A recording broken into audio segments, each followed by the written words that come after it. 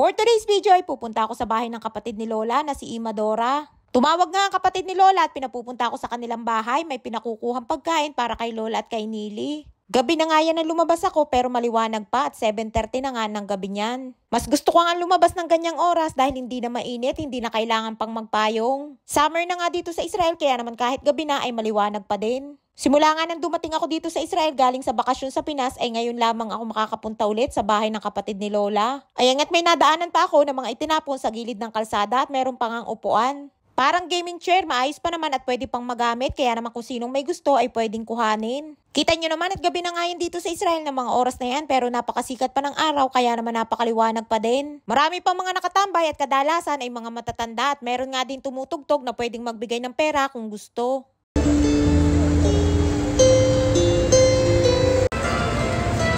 Malapit na nga ako sa bahay ng kapatid ni Lola at may nakasalubong pa ako ng mga cute na aso. Napakahilig nga ng mga tao dito sa Israel na mag-alaga ng aso, mapabata man o matanda, babae man o lalaki, talaga namang may alagang aso. At eto nga, nandito na ako sa bahay ng kapatid ni Lola at yan nga mga tangke na yan ay tangke ng gasol. Kapag naubos yan ay meron nagpapalit at ang pagbabayad nila dyan ay para ding bill ng kuryente. Ayan nga't nakasalubong ko na ang caregiver ng kapatid ni Lola at palabas nga sila at kasama yung alagang aso. At nang makita nga ako ay bumalik na din para kuhanin yung pagkain na ibibigay sa akin. Natawa nga ako dyan dahil ayaw sumama ng aso kaya naman hinila na lamang niyang pilit. Wala nga yung kapatid dyan ni Lola na si Imadora kaya naman sa labas na lamang ako naghintay. Yang alaga nilang aso ay sa anak ni Imadora at inihabilin lamang dyan dahil ito ay nagbabakasyon sa ibang bansa. Ayan pala caregiver ni Imadora ay ibang lahi din at hindi Pinay, isa siyang Moldova. Tinatanong ko nga siya dyan kung nasan si Imadora at hindi niya nga agad ako masagot. Siguro ay hindi niya alam kung paano sasabihin na lumabas ito at wala sa bahay. Bago pa nga lamang siya dito sa Israel at 4 na buwan pa lamang sa kapatid ni Lola. Kaya naman hindi pa siya ganun kasanay na magsalita ng Hebrew. Ayan nga't nang paalis na ako ay lumabas din sila nung alagang aso. Siguro kaya ayaw sumama pabalik nung aso nung nakasalubong ako ay dahil ihing-ihi na.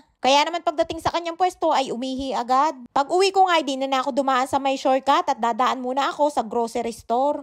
1 buwan at kalahati nga din akong hindi nakapunta dyan simula nung nagbakasyon ako sa Pinas. At hindi ko nga akalain na pagbalik ko dyan ay mayroon ng Pinay na kahera at napagkamalan ko pa nga na Israeli. Hindi nga ako sa kanya pumila para magbayad dahil marami ding nakapila. At nalaman ko lamang na Pinay pala yun na sumunod na araw na nagpunta ako dyan.